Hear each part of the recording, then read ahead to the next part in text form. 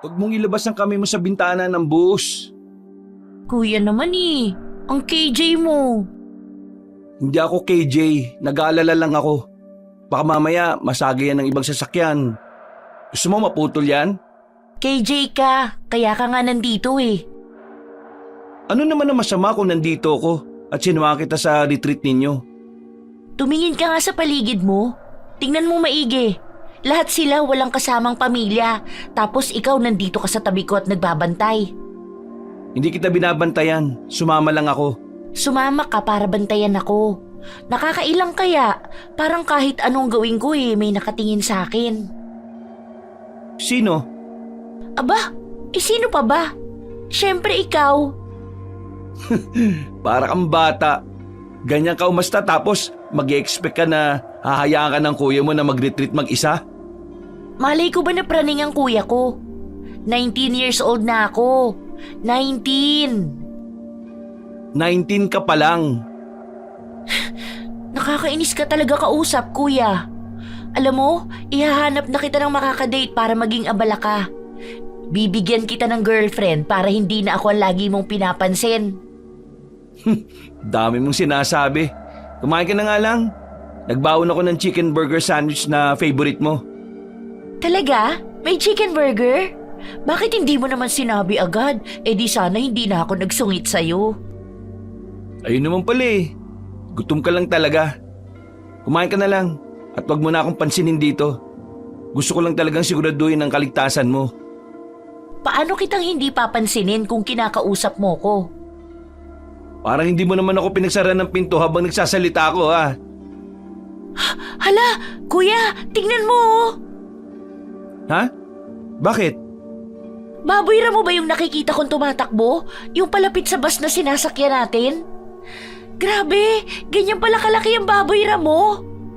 Baboy mo yan kasi kamukha ng baboy. Mas nakakatakot lang ang itsura. Di ba kuya? Sandali. Bakit parang papunta nga sa bus na sinasakyan natin ang baboy ramo? Masasagasaan ba natin yan? Kawawa naman. Baka iwasan naman ng driver. Nagulat ang lahat ng sakay ng bus nang dumaan ang baboy ramo sa kalsada. At sa gulat ng driver ay iniiwas niya ang sasakyan pero hindi sinasadyang bumangga ito sa puno. Hindi nagdalawang isip ng tulungan ni Ethan ang mga estudyante para makalabas ng sasakyan. Pagkatapos ay tumulong din siya na bigyan ng paunang luna sa mga sugatan. Siya rin kuya, nasugatan siya. May sugat siya sa braso oh. Gamutin mo. Sige, kunin mo nga yung extra emergency kit ko dun sa bag. Sa pinakamalaking bag ah. Sa loob, may blue na pouch. Sige kuya. Ikaw Ella, ayos ka lang ba? Hindi ka ba nasugatan? Hindi naman. Paano naman ako masusugatan? Iniharang mo agad ang katawan mo kuya. Akala mo superhero eh. O di ba? Kung wala ako sino ang gagawa nun sa'yo? Ewan ko sa'yo. Paikuha na rin yung gray na pouch dun sa loob para sa extra tissue. Masyado kasi maraming dugo yung isang may sugat. Sige, wait lang kuya. Kailangan na rin nating umalis dito kasi sasapit na ang gabi. Mukhang delikadong lugar na ito. Baka mamaya may mga mababangis pa na hayop na dumating. Ella, mag-try kang tumawag ng cab o taxi o kahit na anong tulong. Wala ngang signal kuya. Kahit kanino? Oo nga. Kahit si Ma'am Rowena walang signal. Kanina pa kami sumusubok tumawag sa ibang mga kasama na nakasakay sa ibang sasakyan. Pero wala talagang signal. Hindi pa naman natin alam kung nasa ang lupalop na ba tayo ng mundo. Ay naku, paano kung maligaw tayo? Mag-relax ka lang muna dyan. Huwag kang mag-alala. Hindi tayo maliligaw. Ako ang bahala. Teka sandali. Titingnan ko muna kung ano yung pwede natin gawin. Wala na tayong maasahan ngayon kasi yung bus driver at yung konduktor parehong walang malay at sugatan. Kuya, susunod na ako. Huwag mo akong iwan dito. Tingnan mo, ang klingi mo tapos ayaw mo akong pasamahin dito. Kasi naman sino bang mag-aakala na may ganitong mangyayari no? Na may bigla na lang susulpot na baboy ramo sa harapan natin. Tapos babanggain ang bus? Yan ang sinasabi ko sa iyo na hindi natin sigurado ang kung ano man ang mangyayari. Pasalamat ka talaga, sumama ako. Oo na kuya, sige na. Ikaw na po ang tama. Alam mo ba, yung mga babae kanina pakiramdam ko, may crush sila sa'yo. Bakit naman? Pinagtitinginan ka eh. Grabe yung mga tingin nila sa'yo. Nagbubulungan pa nga na kesyo raw ang pogi mo, ang ganda ng mga mata, makapalang kilay, tapos mabait. Feeling ko sobrang thankful sila na kasama ka namin ngayon eh. Feeling ko dapat maging thankful ka rin. Thankful naman ako eh. Baka nagpanik na ako kung mag-isa lang ako dito. Pero yung mga tingin talaga nila sa'yo, kuya. Type na type ka talaga nila. Alam mo ba nung una pa lang, nagtanong na sila kung sasama ka na naman ba raw sa retreat, kagaya nung last time na sumama ka sa amin sa swimming. Mukhang mas gusto pa ako ng mga kaklase mo sa'yo eh. Hindi naman. Ay, kuya, tingnan mo oh. Malapit nang lumubog ang araw. Ang sarap picture na ng langit. Nagpaparinig ka lang. Ito na cellphone ko oh. Gamitin mo na to para mag-picture-picture. Huwag kang lalayo sa paningin ko kasi magagabi na. Yay! Okay po. Thank you, kuya. Gusto mo ba ng cellphone? Sabihin mo lang At sa next sahod ko bibilang kita kagad. Talaga? Biro lang. Kuya naman bibilhan mo ba talaga ako? Oo nga, huwag kang mag-alala. Thank you! Sige na nga, kahit araw-araw ka pa sumama sa akin sa classroom. Parang iniinsulto mo naman ako niyan Joke lang po. Tingnan mo to kuya, ang ganda ng pictures ko. Patingin? Hala, kuya, may nakita akong lumipad. Siyempre, ibon yan. Hindi. Ay naku, mamaya ka na nga mag-picture-picture dyan. Tingnan mo muusok pala yung ilalim ng bus. Wala na tayong magagawa kundi ang maglakad na lang at lumayo dito. Baka mamaya sumabog yung sasakyan at madamay tayo. Saan naman po tayo pupunta? Narinig ko sa sinabi ng teacher nyo na baka maglakad-lakad na lang muna tayo hanggang sa makahanap ng matutuluyan o ng signal. Mas mabuti pa nga yun kaysa magstay tayo dito sa gitna ng daan. Tapos may baboy na mo pa sa paligid. Oo nga no. Paano kung bumalik yun? Kaya nga Teka, sandali lang. Kakausapin ko lang yung teacher mo. Huwag kang lalayo masyado Nilapitan ni Ethan ang guro ng kanyang kapatid at kinausap.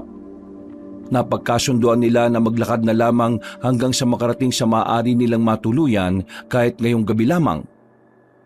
Bitbit ni Ethan ang mga naglalakihang bag ni Ella at hinihintay ang kapatid niya. At ang mga kaibigan nito na nagpicture sa gilid ng mga malalaki at magagandang puno. Halika na! Bilisan nyo at huwag na kayong lumayo! Delikado na dahil anong oras na Paano naman magiging delikado kung naglalakad lang naman tayo dito, kuya? Hindi nga natin alam kung saan tayo. Nabibigatan ka lang sa mga bag Hindi kaya. Isipin mo, kung di mo ko kasama ngayon sino magbibitbit ng mga bags mo? Oo nga Buti na lang kasama kita, kuya.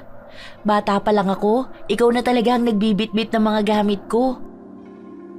Pati nga ikaw, binibitbit ko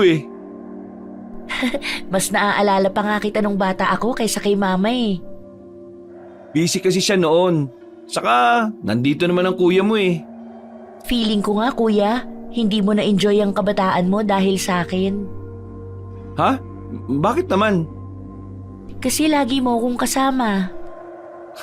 Ano naman ang mali dun? Siyempre kasi 'di ba, kaysa gumagala ka with your friends o alam mo na, nanliligaw sa crush mo, wala kang choice kundi bantayan ako at i-babysit. Ano naman? Na-enjoy ko naman yung mga bahay-bahayan natin. We, Oo nga. Naglalaro pa nga tayo ng dolls, di ba? naaalala ko 'yun. Tapos tinalo mo pa ako sa dress-up game. Nakakamiss, no? Mabait ka pa noon Ngayon masama na ugali mo. Kuya naman, ikaw nga ngayon nasobrahan na sa higpit Kukuha lang ng picture sa puno, bawal na. Kasi pag pinayagan kita, papasok ka na sa loob ng mga kakahuyan, tapos magpipicture-picture ka na dun. Hindi ah. Oo, alam mo kasi, ganito yan Ang mga tao, pag nakukuha nila yung gusto nila, lalo silang naghahangad ng higit. Obviously, hindi tayo nakukontento. Heto na naman si philosopher eh. Delikado sa kakahuyan, kaya bilisan na natin maglakad dahil baka mamaya maabutan pa tayo ng baboy ramo. Ano naman ang laban natin dun? Bibilisan na nga eh. Hala, tingnan mo may malaking ibon. Asan? Pipicturan ko.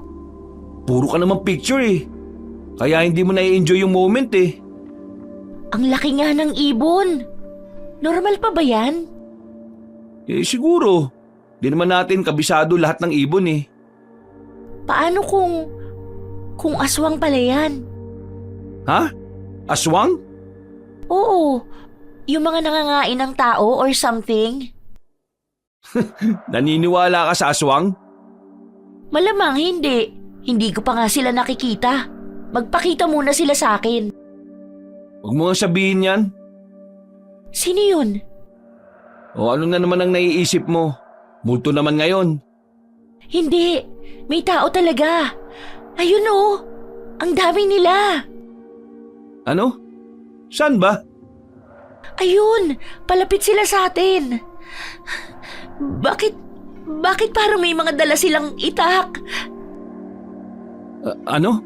Sandali. Oo nga. Kuya, may dala silang itak. Dito ka lang sa likuran ko Huwag kang lalayo sa akin. Mukhang makikipag-usap lang naman sila sa atin Kahit kabado ay matapang na sinalubong ni Ethan ng isang grupo ng lalaking seryoso mga mukha. Meron silang dalang mga itak. Napatingin si Ella sa nangungunang lalaki na halos kasing edad lamang niya. Mahigit namang hinawakan ni Ethan ang kamay ng kanyang kapatid. Magandang araw ho. Ano pong may tutulong namin sa inyo? May nakita ba kayong kakaiba sa dinaanan nyo? Ano po bang ibig nyo sabihin? Tinatanong ko kung may kakaiba kayong nakita. Ano nga bang kakaibang tinutukoy nyo? Hindi mo ba naiintindihan ang tanong ko? Sir, sana pinapaintindi mo sa akin na maayos kung ano ba yung tinutukoy mo. Malay mo naman makatulong kami. Tao. Baka may nakita kayong kakaibang tao. Ha? Kakaiba na tulad ng kakaibang suot? Nakakatawa, nakakatakot. Punit-punit ang damit, may dugo. Nagmamadali, naglalaway. O kaya naman walang saplot. Kung ganun ang hinahanap nyo, wala kaming nakitang ganung tao sa daan. O sige, salamat. Ang kakaiba lang ang baboy ramo. Ano? Nakakita kayo ng baboy ramo? Oo. Anong itsura at gaano kalaki? Mas malaki siya sa normal na baboy. Yun ang dahilan kung bakit kami naglalakad ngayon. Bakit? Nabangga kasi. Hoy kayo! Mauna na kayo at hanapin niyo yung baboy ramo. Malamang nandyan pa yan. Sorry pero baboy ramo ba talaga yung hinahanap nyo? Para kasing nagmamadali kayo Oo, at personal na yon. Salamat sa tulong mo. May tutulong din ba ako sa inyo? Ano nga ba ulit yung sinasabi mo kanina? Ako nga pala si Ethan. Itong nakababata kong kapatid si Ella. Sila naman yung advisor niya at assistant advisor, driver at mga kaklase. Pupunta sila sa retreat sa Juanita Resort at nabangga yung bus namin sa puno. Kasi bigla nga nagpakita yung baboy ramo sa daan. So wala kami naging choice kundi yung maglakad kasi sira na yung bus at natapon pa yung gasolina namin. Sorry, ang haba ng sinabi ko may kung gaano pa kalayo yung Juanita Resort? Mga 8 o 9 na baryo ang daraanan nyo papunta sa Juanita Resort. Ha? Talaga? Ganun katagal ang biyahe? Kung makakasakay kayo siguro mga 6 na oras. Kung maglalakad kayo, wag nyo nang ituloy. Ha? Bakit? Kasi gabi na at delikado sa daan. Hapon pa nga lang may nakita na kayong baboy ramo. Paano pa kaya kung gabi na? Mahirap na. Ayan nga rin ang iniisip namin May dumadaan pa bang mga sasakyan dito na posible naming masakyan? Oo, pero sarado ang daan dahil pista sa kalapit na baryo. At kung meron man na bus o jeep ay siguradong bukas pa yon. Ay naku naman. Pero may matutuluyan naman kayo na bahay sa susunod na baryo kung lalakarin nyo. Siguro mga 20 to 30 minutes lang na lakarin papunta ron. Ah, talaga? Oo. Sabihin nyo lang ang nangyari sa inyo. Magpakilala kayo. Sabihin nyo nakita nyo si Alfonso at ang grupo niya sa daan. At sinabi sa inyo ang gagawin nyo. Barrio Wancho, tuluyang bahay ni Aling Mila, ang bahay na tinutukoy ko. Kahit sino sa baryo na yon kilala si Aling Mila kaya't malalaman nyo kagad kung nasaan yon. Alfonso? Oo, ako nga pala si Alfonso. Alfonso, hello. Ako nga pala ulit si Ethan. And nice meeting you, bro. Maraming salamat. Sige, kung ganun mag-iingat kayo Sige, salamat ulit. At kung maaari wag na kayong lumabas ng gabi at manatili na lang sa tuluyang bahay. Ha? Bakit naman? Dahil delikado. Mabuti na yung nag-iingat. Mag-ingat sa pista kung ayaw nyo kayo ang pagpistahan. Oo, sige. Salamat ulit, Alfonso. Naglakad na si Alfonso at pansin ni Ethan ang mga tingin ni Ella sa misteryosong lalaki, ngunit hindi na nagsalita ng kung ano pa si Ethan. Mabilis na naglakad ang kanilang grupo papunta sa baryong sinabi ni Alfonso. Maingay at masaya sa baryo ng Wancho dahil sa pista. Hinanap ni Ethan si Aling Mila na masaya silang tinanggap sa temporary na bahay na kanilang tutuluyan. Naligo si Ethan at excited nang humiga sa kama nang makita si Ella na katatapos lang din maligo sa isa pang banyo. Ang presko ng bagong ligo no? Oo nga Feeling ko rin, pagod na pagod ako ngayon kahit na naglakad lang naman tayo. Nakakapagod kaya maglakad. Ang gusto ko lang ngayon matulog. Agad-agad? Bakit hindi ka ba pagod? Pagod, pero tumingin ka sa paligid mo. Ang daming ganap. Buhay na buhay ang mga tao sa labas. May kantahan, may sayawan, maraming tinda. Bukas ang perya. Tapos ikaw, matutulog ka lang, kuya. Anong ibig mong sabihin?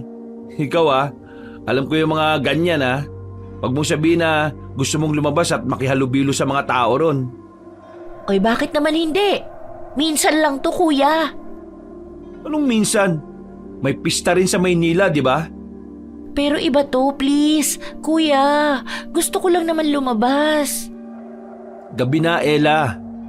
Ano naman? Marami naman tao sa labas Hindi ako mawawala. Hindi naman ako bata at saka may mga kasama ako. Asa na nga ba yung mga kasama mo na yan? Asa na yung mga kaibigan mo? Nasa labas. At hindi mo alam kung nasan sila. Hindi mo alam ang ginagawa nila ngayon. Di syempre, nandyan lang yan sa mga tabi-tabi. Narinig mo naman yung sinabi ng Alfonso, di ba? Ano naman? Natakot ka sa sinabi niya?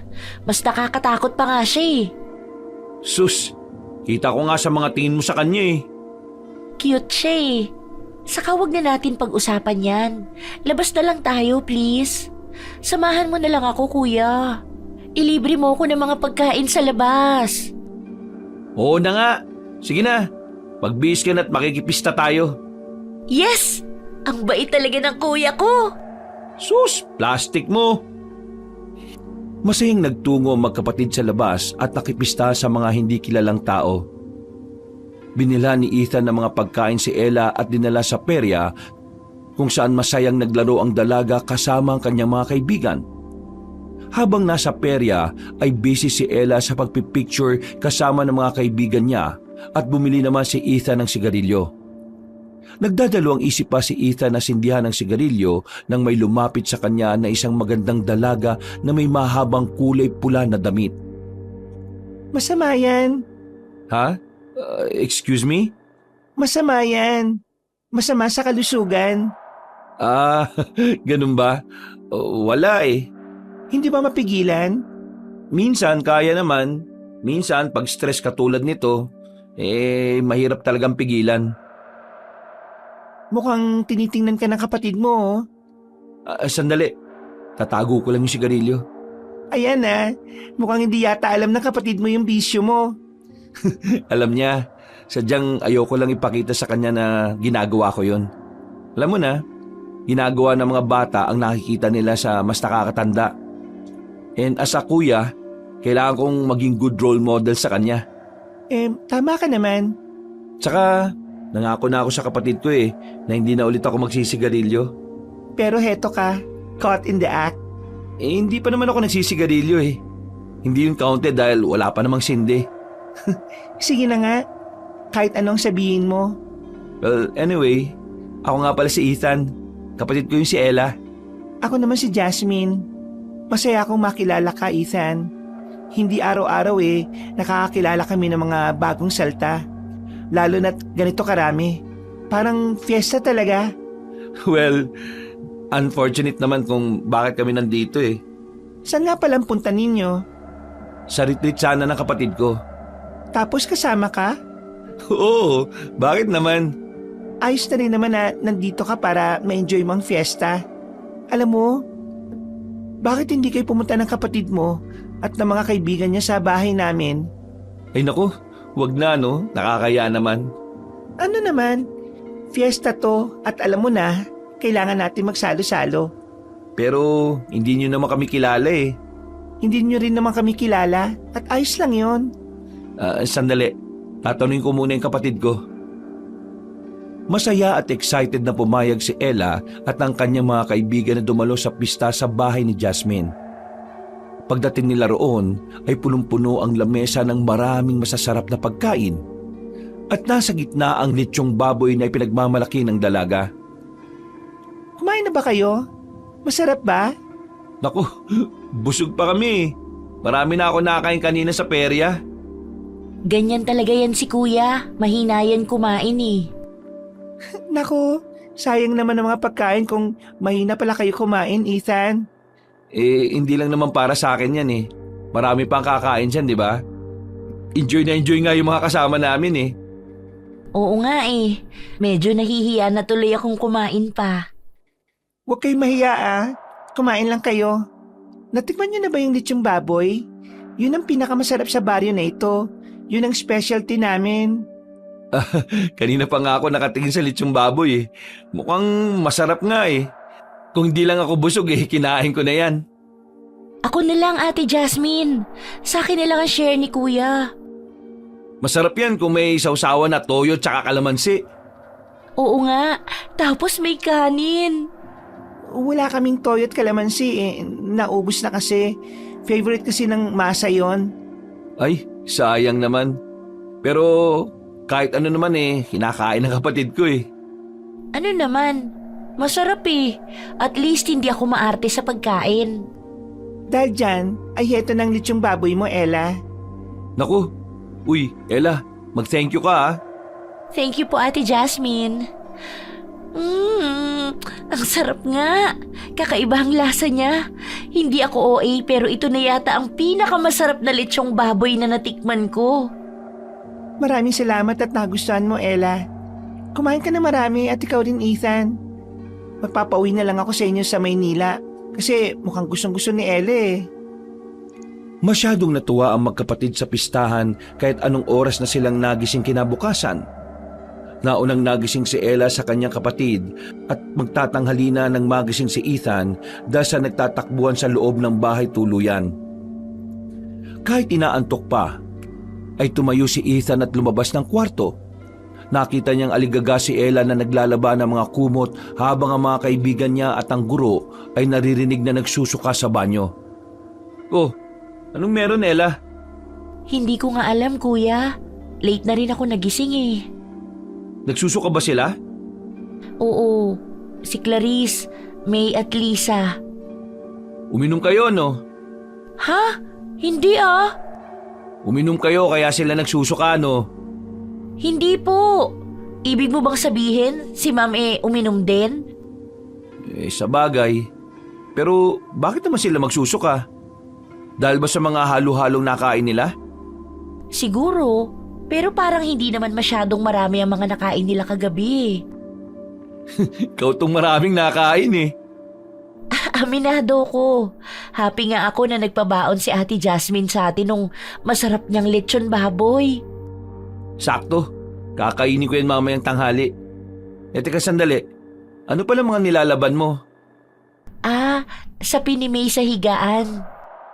May dugo?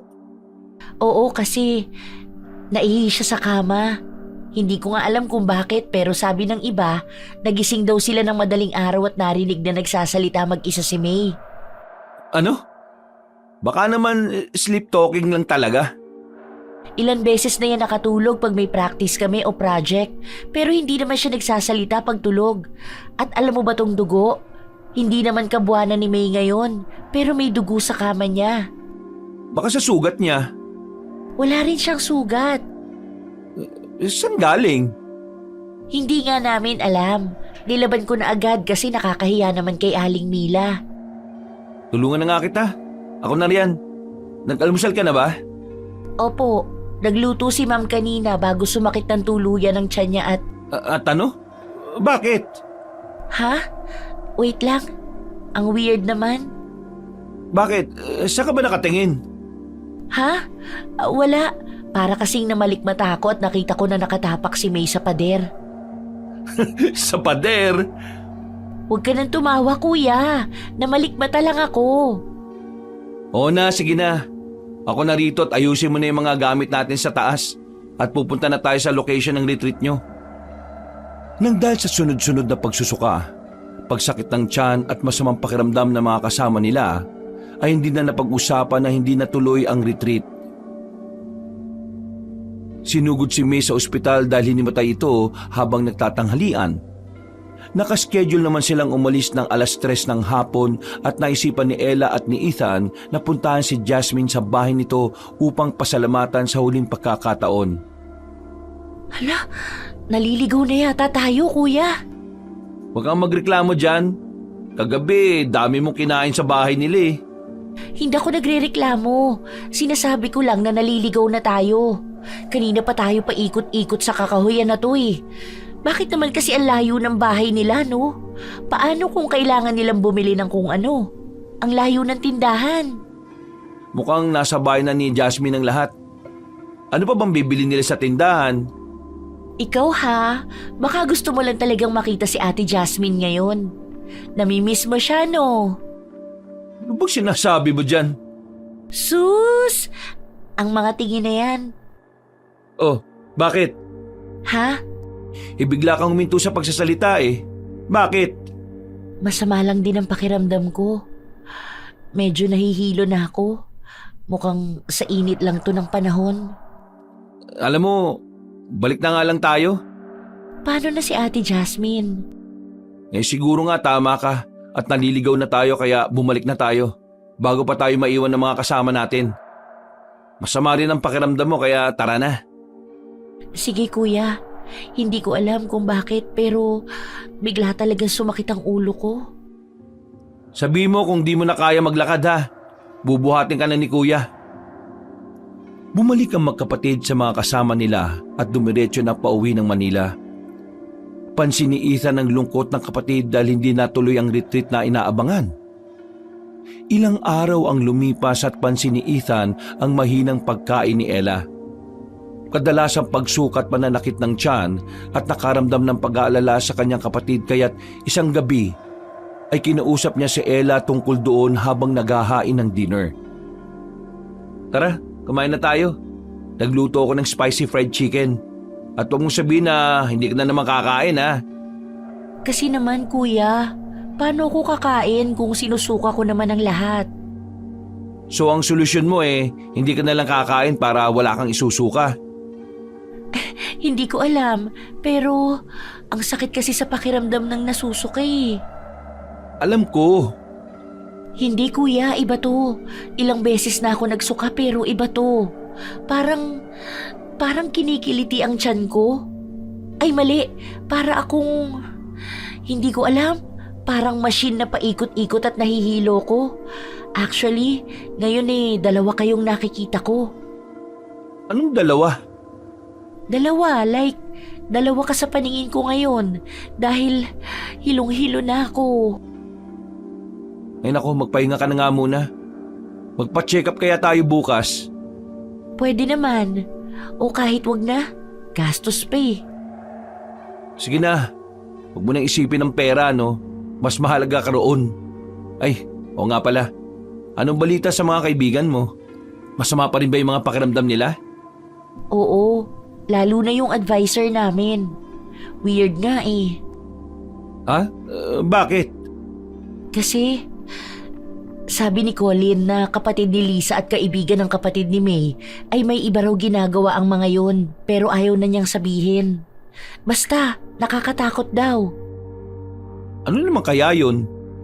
Hindi ko alam! Ayaw nga sabihin eh! Ella? Bakit ka sumigaw? Nagtatanong lang ako eh. Po? Ha? Hindi ako sumigaw. Hindi, sumigaw ka eh. Ano bang pakialam mo? Ella? Ha? Sa kwarto na lang muna ako, kuya. Masama talaga ang pakiramdam ko. Kinabukasan ay nagpa-check up si Ella sa doktor at sinamahan siya ni Ethan. Niresetahan siya ng gamot at saglit namang gumaan ang pakiramdam ni Ella dahil sa pag-inom nito. Pero hindi natapos ang pagsusuka niya, pagiging mainitin ang ulo at pananakit ng tiyan. Ella, ilang araw ka nang walang kain ah. Akala ko mapapagaling ako ng doktor. Hindi ko nga rin alam eh. Sabi naman sa resulta ng mga scan sa'yo, wala namang problema katawan mo. Ang problema lang eh, hindi ka kumakain. Teka, huwag ka mag-alala.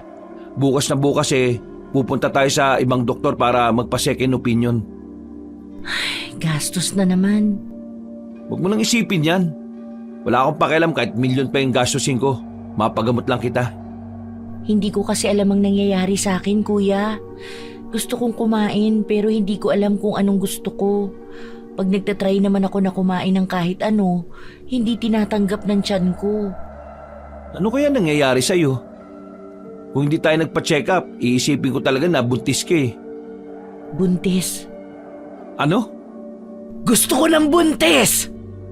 Ano ka mo? Hindi mo ba ako narinig? Gusto ko ng buntis! Gusto ko ng sanggol! Ella, ano bang pinagsasabi mo? Ang sabi ko, gusto ko ng sanggol! Sanggol? Anong gagawin mo sa sanggol?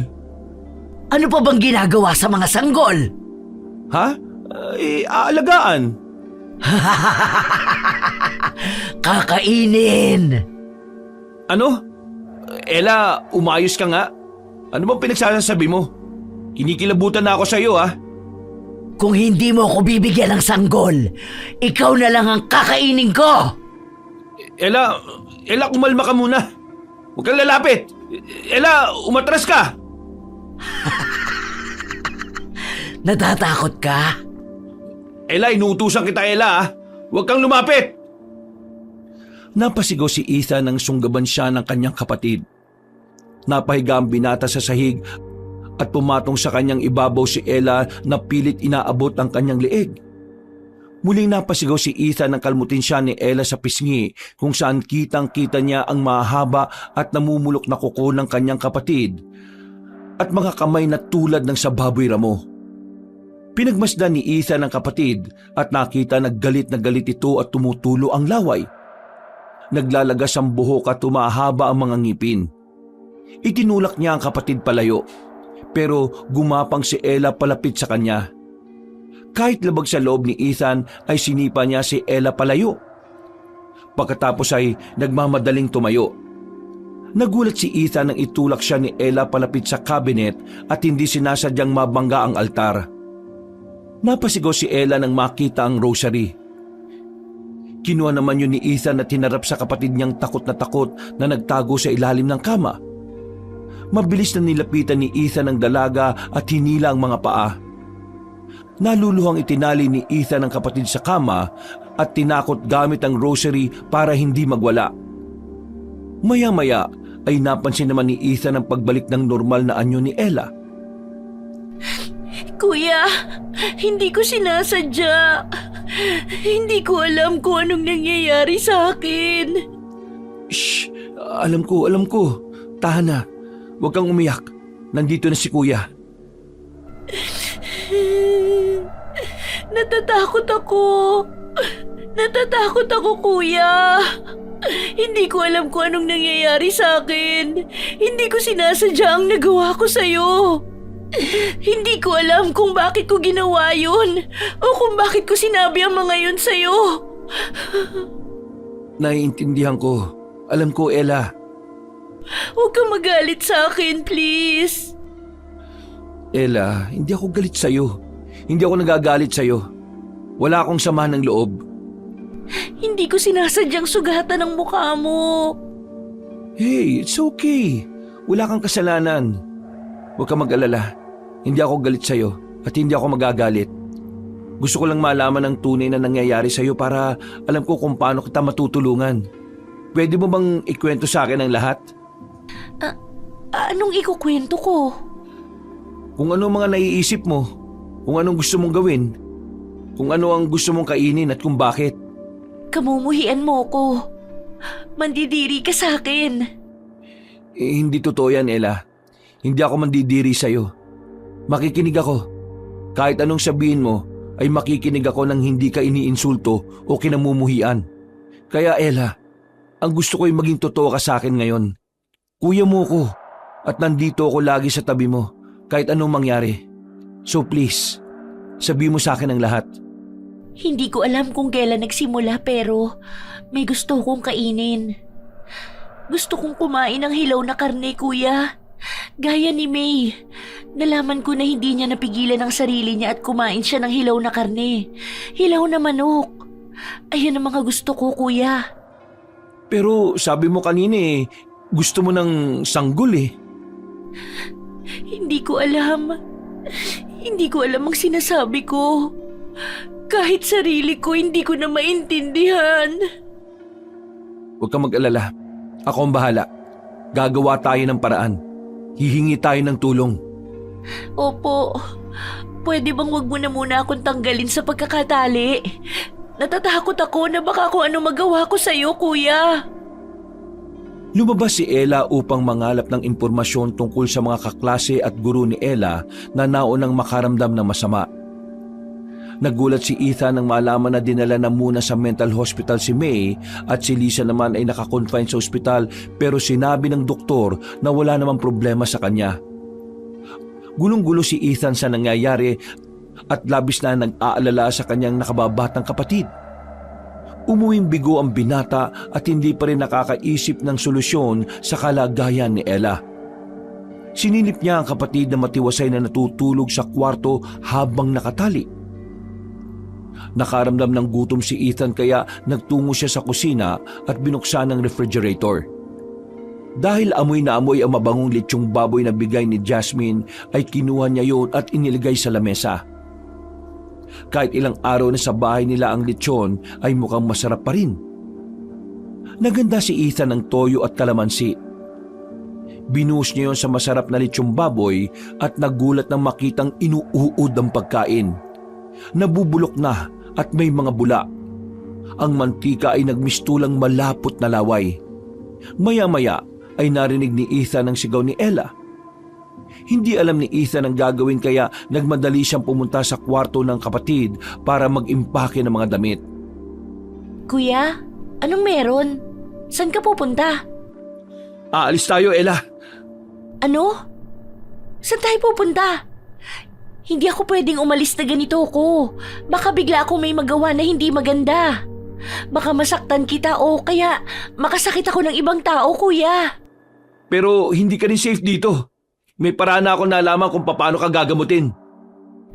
Meron na? Anong paraan? Kailangan mo lang tibayan ang loob mo at magtiwala ka sa akin. Anong paraan mo, kuya? Ano nga bang dahilan? Bakit ako nagkakaganito? Alam mo na ba, kuya? Sa tingin ko alam ko na. Talaga? Ano? Bakit? Huwag kang magugulat masyado pero dahil to sa baboy na kinain mo. Ano? Saan ko kinain? Ang bigay ni Jasmine sa atin. Kumain ka ng ganun, di ba? Lahat kayo ay kumain ng ganun. Maliban lang sa akin. Kaya ngayon nagkakaganyan ka at ako naman hindi. Ha? Hindi ko maintindihan. Sandali, paano mo nalaman? Paano mo naisip yan? Totoo ba yan? Gawa-gawa mo lang ba? Ella, bakit naman ako gagawa ng kwento? Ganito, makinig ka mabuti ah. Kakain kasi sana ako kanina at kinuha ko yung tirang lechong baboy na nasa ref. Nilagyan ko ng toyo at kalamansi. Tapos, bigla na lang nakakadiri yung naging itsura. Ella, naglabas ng malapot na likido yung karne. Hindi ko alam kung ano ba yun. Kung bulok na ba yung lechon nang iluto siya, hindi ko alam. Imposible naman yon, kuya. Malinis ang lechon at... Malinis sa mga mata natin dahil binulag nila tayo. Binulag tayo ng babaeng yon. Binulag tayo ni Jasmine at hindi ko siya mapapatawad. Nabasa ko online na mag-research ako. Nakalamansi ang ginagamit upang makita ang tunay na kalagayan ng pagkain galing sa aswang. Si Jasmine posible na isang aswang. Inaswang kanya, Ella. Kumain ako ng... ganon? Teka, ano? Aswang? Oo, kayo. At ang gagawin natin ngayon ay babalik. Dahil walang albularyo dito sa Manila At ang sabi ng mga nabasa ko, bumalik sa probinsya kung saan nyo nakuha. Babalik tayong lahat? Tayong dalawa lang muna. Hindi maganda ang kalagayan ng mga kaibigan mo at mas malala na sila. Gagawin muna natin ang paraan ng kalagayan mo. Pagkatapos saka natin sila tutulungan, okay? Sige, kuya. Huwag kang mag-alala. Hindi ka pababayaan ni kuya. Ano yun? May kumakalabog sa bubong natin. Sandali. Kukuha ko ng asin at bawang dahil yun ang maaari natin panlaban sa mga aswang. Baka aswang yang nasa bubong. Hindi ko naiintindihan, kuya. Bakit nila ginawa yun? Anong gusto nila? Yan ang hindi ko alam at aalamin natin yan pagdating natin doon. Bumiyahe agad ang magkapatid pabalik sa probinsyang pinanggalingan nila. May baon silang rosaryo, Biblia, asin, bawang at holy water. May ilang beses na naging agresibo si Ella habang nasa biyahe at sinisigawan ng kapatid. Pero niyayakap lamang siya ni Ethan upang pakalmahin. Nang nasa lugar na sila, iginala ni Ethan ang paningin sa labas ng bintana ng sasakyan. Habang nakasakay sa bus ay nakita ni Ethan si Alfonso na nagmamadaling tumatakbo papasok sa kakahuyan. Sugatan at may hawak na itak. Dali-daling pumara ang binata. Dala ang mga gamit nila ay bumaba sila sa bus at sinundan si Alfonso. Alfonso! Alfonso! Sandali lang! Ano ba yun? Sayang. Ano ba kailangan nyo, ha? Nakatakas tuloy yung hinahabol ko. Ako si Ethan. Naalala mo ba ako? Hindi kita kilala. Sandali lang. Huwag ka munang umalis. Bitiwan mo ako. Sandali lang to. Sabi bitiwan mo ako May nahabol pa ako oh. Ano bang hinahabol mo? Aswang ba? May aswang ba dito, ha? Asan mo yung aswang sa lugar na to? Asan na ba yung Jasmine na yun? Kilala mo si Jasmine? Paano mo nakilala si Jasmine? Nakita mo na ba siya? Oo. Yung babae na yon, aswang ba siya, Alfonso? Oo. Sandali. Kayong dalawa. Kayo yung na-stuck dito nung piyesta di ba? Ayun, naalala mo na ako. Bakit? Ano bang meron? Akala ko ba umalis na kayo? May ginawa si Jasmine sa kapatid ko. May pinakain siya sa kanila. Sandali. Paano nyo nakita si Jasmine? Kilalang aswang ang pamilya ni Jasmine. At ni isang tao na nakakita sa kanya hindi mo lang kayo sinabihan. Saan mo siya nakilala? Sa perya. Inibitahan niya kami na magtungo sa bahay nila At nagtungo naman kayo talaga? Ano bang alam namin? Hindi kayo nagtaka na nasa gitna ng kakahuyan ng bahay nila? Hindi ko alam Ang alam ko nasa gitna nga ng kakahuyan pero hindi naman malayo. At isa pa, binalikan namin sila kinabukasan upang magpasalamat pero wala na sila. Hindi na namin nakita ang bahay nila o si Jasmine. Dahil nilinlang lang kayo ni Jasmine. Bakit ba kayo sumama sa taong hindi nyo kilala? Malay ba naman namin na ganun siya? Mabait siyang lumapit sa amin Akala namin normal lang yun. Normal naman sa pistahan na magpakain sa mga bahay-bahay, di ba? Diba siguro sila dahil marami kayo. Malamang masaya sila dahil marami silang nabiktima. Ano bang balak nila? Kung aswang talaga si Jasmine, anong balak nila sa kapatid ko at sa mga kasama namin? Ano bang kasalukuyang nangyayari sa kanila? At sa kapatid mo. Kung hindi ako nagkakamali, Ella ang pangalan? Oo, siya nga si Ella. Nanakit yung tiyan niya eh. Tinatanggihan niya yung normal na pagkain. Ang isa sa mga kaibigan niya ay kumakain ng hilaw na manok. Ay, sus Mariosep! Nag-iiba ang ugali ni Ella. Nagiging mainitin ang ulo niya. Ang sabi niya sa akin, gusto niyang kumain ng sanggol. Naguhugis paan ng baboy ramo yung mga kamay niya. Nagkakaroon ng pangil, umahaba ang kuko at nabubulok. Gusto niya rin akong kagatin eh. Alfonso, ano bang ginagawa nila sa kapatid ko? Kung hindi ako nagkakamali, hinahanda nila si Ella at ang iba pa. Hindi ko alam pero pwede silang ginagawang aswang. Asawa ng aswang. O tik-tik na maging hayop na utusan ng mga aswang. Ang kapal naman ng mukha nila na gawin sa kapatid ko yun. May pagkakamali rin kayo. Ha? Ano? Mali na nagtiwala kagad kayo sa mga tao. Oo nga, nagkamali nga kami. Sana natuto na kayo. Natuto na ako. At hindi na babalik sa probinsya na to sa susunod. Hindi lang naman ito ang lugar na may aswang eh. Kahit saan may aswang. Kahit sa Maynila. Sadyang magaling lang silang magbalat kayo. Magaling makihalubilo. Magaling magpanggap ng mga normal na tao na gaya natin. Hindi nga ako makapaniwala na merong aswang talaga eh. Hindi lang aswang, engkanto, duwende, kapre, tikbalang. Lahat ng yan nasa paligid lamang. Kaya dapat lagi kayo mag-iingat. Kung totoo mga yan, totoo rin ba ang mga albularyo? Matutulungan ba nila ako? Magagamot ba nila ang kapatid ko? Oo, pero... Pero ano? Anong problema? Nagtatago na ang mga albularyo ngayon dahil inuubos sila ng mga aswang. Meron akong kilala na si Aling Maris. Patugo lamang siyang kinikita upang magpagamot. Siya na lamang ang nag-iisang manggagamot na kilala ko eh. Madadala mo ba kami sa kanya? Magagamot niya ba ang kapatid ko? Pwede kong ituro sa inyo ang daan. Pwede mo ba kaming samahan dun? Natatakot lang kami sa kung ano makakasalubong namin eh. Makikita o kung ano man ang mangyayari. Please, tingnan mo ang kapatid ko. May pag-asa pa naman siya, di ba? Hindi ako makakasagot niyan, pero hanggang hindi pa siya nakakatikim ng laman ng tao, oo, may pag-asa pa siya. Hindi nagsayang ng oras ang tatlo at dinala ni Alfonso ang magkapatid sa bahay ni Aling Maris. Ang manggagamot na nagtatago sa kubling lugar at protektadong bahay sa gitna ng kakahuyan. Pansin ni Ethan ang pasulyap-sulyap na tingin ni Ella kay Alfonso pero hindi niya inasarang kapatid dahil naawa siya sa kalagayan nila. Ikinuwento ni Ethan ang buong pangyayari kay Aling Maris na nagsimula ng maghanda ng mga gagamitin sa panggagamot. Mukhang nagbabalik na naman ang mga ganitong gawin nila. Ginawa na po nila to dati? Oo, at nagtagumpay sila. Noong una kaming mga kalapit na baryo ang kanilang binibiktima. Bigla na lang kaming makakaalam na may mga nawawala. At sa susunod ay may makakakita sa kanila. Pero iba na ang pag-uugali ng mga yun. Sila pa rin ang itsura pero alam mo na ibang tao na sila. Ganun din ba yung mangyayari sa kapatid ko? Nakakausap pa naman ng maayos ang kapatid mo. Kilala ka pa niya. Alam niya pa ang nangyayari sa paligid niya at may pag-asa pa siya. Ang iniisip ko ay ang mangyayari pagkatapos nito. Pagkatapos po ng ano?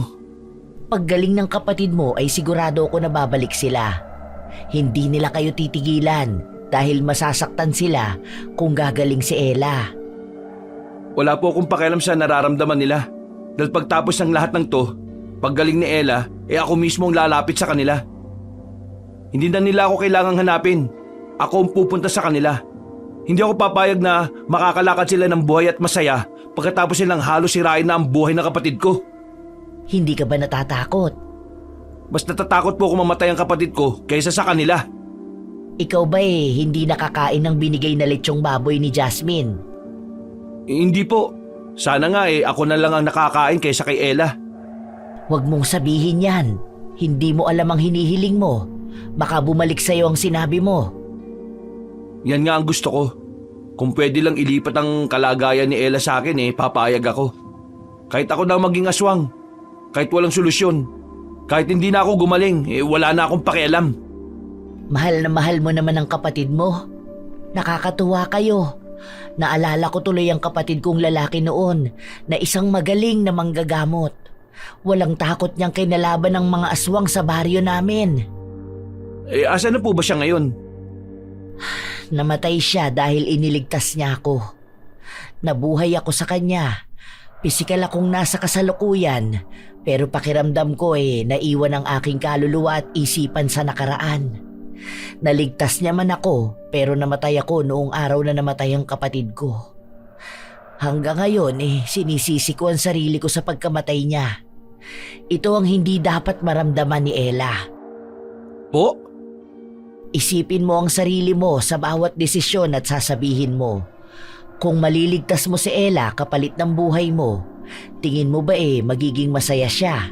Nabuhay siya at ikaw na mahal niyang kapatid ay namatay dahil sa kanya. Hindi, di ba? Kaya kung mahal mo ang kapatid mo, alagaan mo ang buhay mo dahil ang buhay mo ay buhay din ng kapatid mo. Tama. Tama nga po kayo. Nalungkot tuloy ako sa kwento niyo sa inyong kapatid. Nako, Okay lang po. Ang brave niyo nga po sa pag-share ng kwento niyo sa akin Hindi ko alam ang tunay na nararamdaman mo pero naintindihan ko po yan. Wala ka pong kasalanan sa nangyari.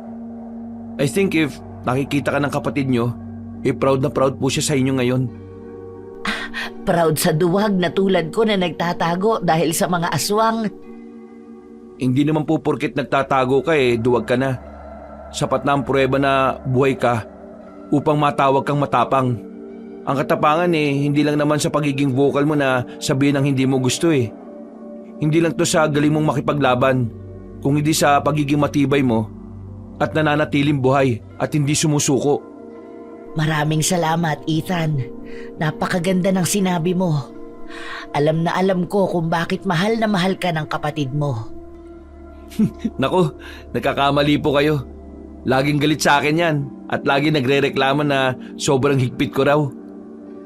Maniwala ka sa akin. Hindi ganon ang tingin ng kapatid mo sa'yo. Oh, bakit nga pala hindi na tayo magsimula ngayon? Mabuti pa nga po. Ano po bang may tutulong ko? Naihanda na namin ni Alfonso ang lahat. Tinawas ko si Ella kanina at ang lumabas ay ginagawa siyang aswang ni Jasmine. Nagawa nila yun sa kapatid ko? Nagulat si Ella nang marinig ang katotohanan mula sa mga sinabi ni Aling Maris. Hindi niya napigilan ng malakas sa pag-iyak. Umiba naman si Alfonso ng tingin at pinipigilan ng awang nararamdaman. Habang si Ethan ay nagmamadaling lumapit kay Ella at niyakap ang kanyang kapatid. Ella, relax ka lang. Malalagpasan natin to. Wala na, kuya. Sira na ang buhay ko. Huwag kang magsalita ng ganyan. Totoo naman Ano nang mangyayari sa akin ngayon? Magiging kagaya na nila ako. Magiging aswang na rin ako tulad nila. Mapipilitan akong kumain ng tao. Sa arte kong to, hindi nga ako kumakain ng gulay Hindi mo gagawin yan, Ella. Hindi mangyayari sa iyo ang bagay na yon. Paano naman tayo makakasiguro na hindi nga? Tingnan mo nga ako, kuya. Nagkakaroon na ako ng pasa sa iba't ibang parte ng katawan. Naglalagas ang buhok ko at nabubulok na ang mga kuko ko. May ganito bang flight attendant? May nakita ka bang ganitong tourism student? Hindi pa huli ang lahat. Gagawa tayo ng paraan. Kaya nga tayo naririto, Ella Tingin mo ba papayag ang kuya mo na masira ang buhay mo? Tingin mo maupo lang ako at hahayaan na mangyari sa iyo to? Kasi naman, natatakot ako. Paano kung hindi to gumana, di ba? Paano kung lumala ako? Paano kung mag-fail to at mamatay ako? Ella, hindi ka mamamatay. Huwag ka magsalita ng ganyan. Kung hindi gagana ang gagawin natin ngayon, ay gagawa tayo ng iba pang paraan. Kung hindi pa rin yung gagana, ay gagawa pa rin tayo ng panibagong plano hanggang sa gumaling ka.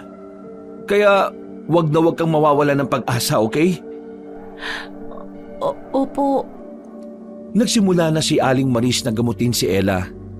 Pinainom niya ang dalaga ng mga pinaghalong hindi kilalang halamang gamot.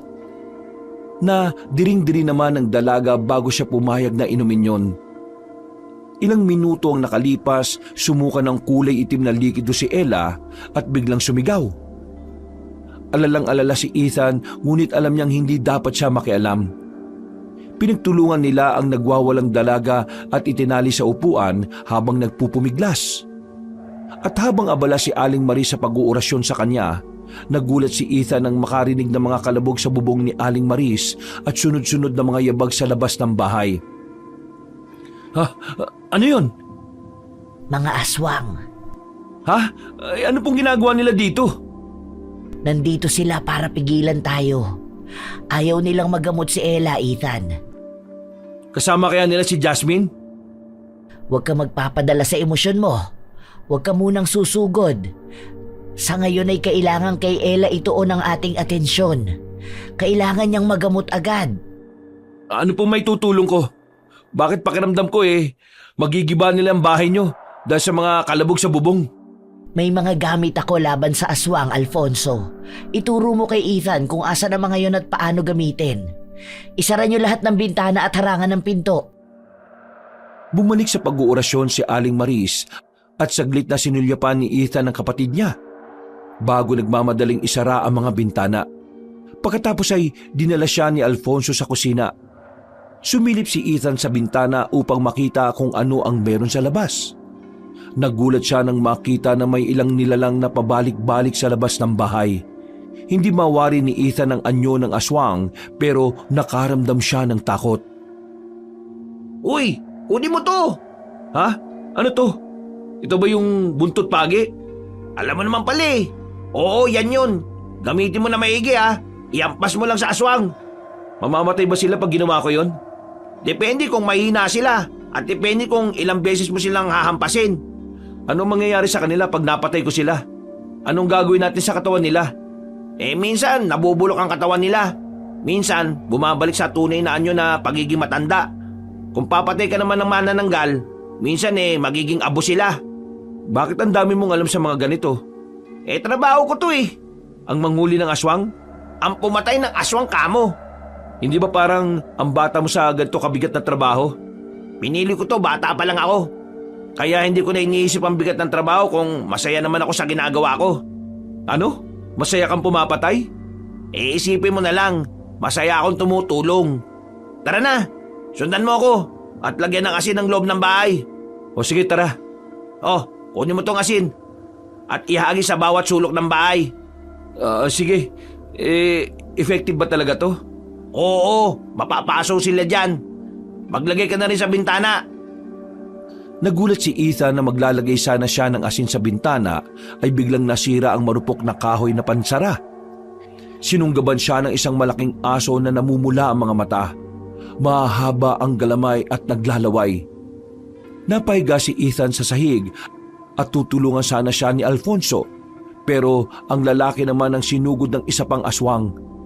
Napasigaw si Ethan at lumayo sa kanya ang aswang at pansin ng binata na papunta ang aswang sa silid kung nasaan si Ella at Aling Maris. Mabilis na hinampas ni Ethan ang halimaw na galit siyang nilingon. Muli itong hinampas ni Ethan ng buntot pagi at hinagisa ng asin. Nakita niyang tumakbo si Alfonso palabas ng bahay para sundan ang tumatakas na aswang. Binalak na sundan ni Ethan ang lalaki. Bago siya lumabas ay nakita niya ang palaspas sa gilid ng pinto at kinuha yon. Inihampas niya ang palaspas sa aswang, naggalit na galit habang sinasalubong siya. Mabilis na pinalibutan ni Ethan ng asin ang bahay upang walang aswang na makapasok bago hinabol ang aswang. Ano? Ano kayo ngayon? Kahit tumakbo ka sa kakauyan, hahabulin pa rin kita! Uy! Ano ba sinisigaw-sigaw mo dyan? Nagulat naman ako sa'yo. Bakit ka ba lumabas? Sabi ni Aling Maris huwag tayong lalabas, di ba? Kaya ko sarili ko. Ikaw ang huwag lumabas. Kaya ko rin ang sarili ko, no? Sige na, bumalik ka na. Baka mapaano ka pa eh. Hindi ako babalik. Gusto ko makatulong. Baka mamatay ka pa rito. Anong gagawin ko? Iiwan kita na may dalawang aswang sa paligid. Hindi pa nga natin sure yun no? Paano kung marami pa sa paligid? Kaya ko sila. Wala namang mawawala kung tatanggap ka ng tulong. Gusto mo yata, ikaw ang umubos sa mga aswang Aba, tiran mo naman ako. Inanap nila Alfonso at Ethan ang mga aswang na nakalaban pero hindi na nila makita. may nadatnan silang aswang sa puno at biglang sinunggaban si Ethan. Gamit ang buntot pagi ay hinampas yun ni Alfonso pero naitulak siya palayo ng halimaw. Bumangon naman si Ethan at dumakot ng asin bago suntukin ng ilang beses ang aswang. Nagulat si Alfonso sa gilas at lakas ni Ethan sa pakikipaglaban. Ilang beses sinuntok ni Ethan ang aswang bago iniharap yon kay Alfonso para hampasin ito ng buntot pagi. Maya-maya ay nagulat sila nang makarinig ng mga pagaspas ng mga pakpak at dahon sa paligid ngunit wala naman silang nakikitang nilalang. Ha? Ano yun? Tik-tik lang, alaga ng aswang.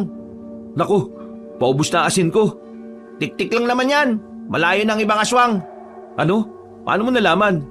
Kung malapitan mong maririnig ang tik-tik, ibig sabihin nun malayo pa ang aswang. Ha?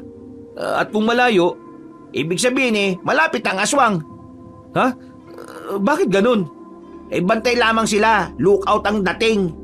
Oh, may sugat ka na sa braso. Wala yan. Anong wala? Daming dugo oh. Nakagat ka ba? Hindi. Yan ang mangyayari sa'yo kung nakagat ka. Hindi ako nakagat kaya kumalma ka lang dyan. Paano nga kung nakagat ka? Ano mangyayari sa'yo? Pwede kang magkasakit. Ikamatay yun. O kaya mabubulok yung katawan mo. Sigurado kang hindi ka nakagat. Hindi nga. Saan galing ang sugat mo? Sa'yo. Tinulak mo ako kanina Ay, ako ba dahilan? Naku, pasensya na. Wala yun. O sige na, bumalik na tayo tapos gabutin natin yung sugat mo. Wag na. Wag mo akong hawakan. Ako nang bahala rito. Bumalik na lang tayo. Sige, tara. Hindi ko na kabisado daan Kabisado ka naman ng daan kaya sumunod ka na lang. Gaano katagal mo na itong ginagawa? Simula 8 years old ako. Ha? Bata mo pa nun Oo.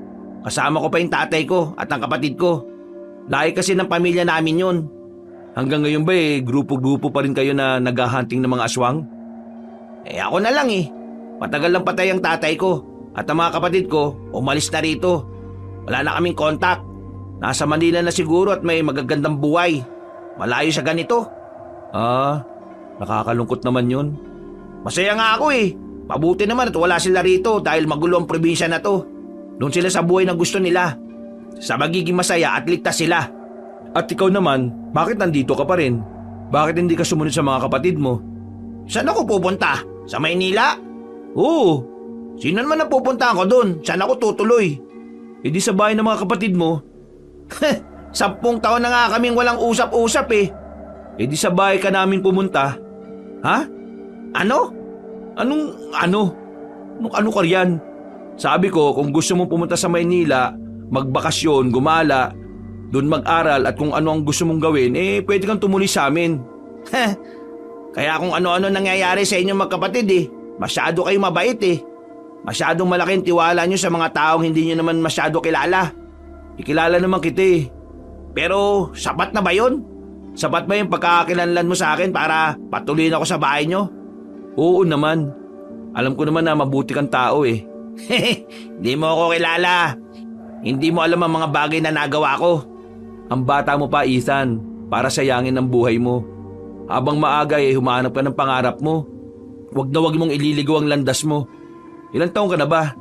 19. Oh, kasing edad mo lang din yata yung kapatid ko Yata? Hindi mo sigurado kung ilang taon si Ella? Hindi Hindi ko na naiisip yung eksaktong birthday niya dahil sa dami ng iniisip ko.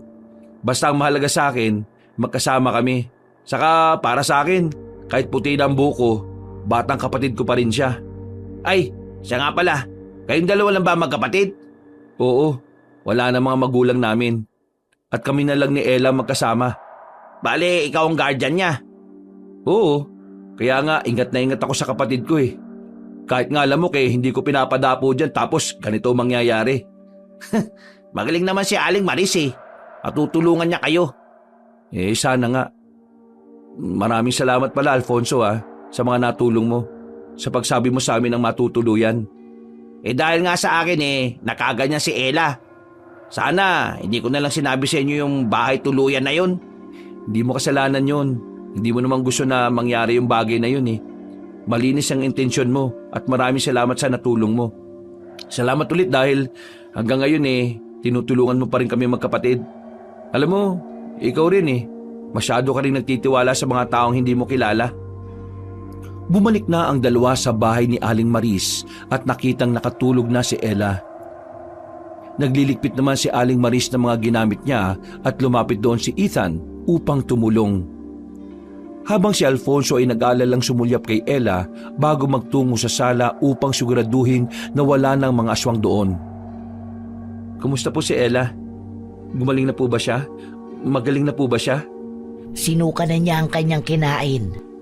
Hindi ko po maintindihan Yun po bang mahalaga? Oo, yun ang kailangan ko. Meron din akong pinainom sa kapatid mo upang malinis ang kanyang tiyan. Hayaan muna natin siya magpahinga sa ngayon at mag-antabay na lang na magising siya maya-maya dahil baka mauhaw siya at kailangang uminom ng maraming tubig. Baka magutom siya, baka magsuka ng marami. Sige po, maraming salamat po Aling Maris. Hindi ko po alam kung paano kayo pasasalamatan. Magbabayad po ako ng malaki.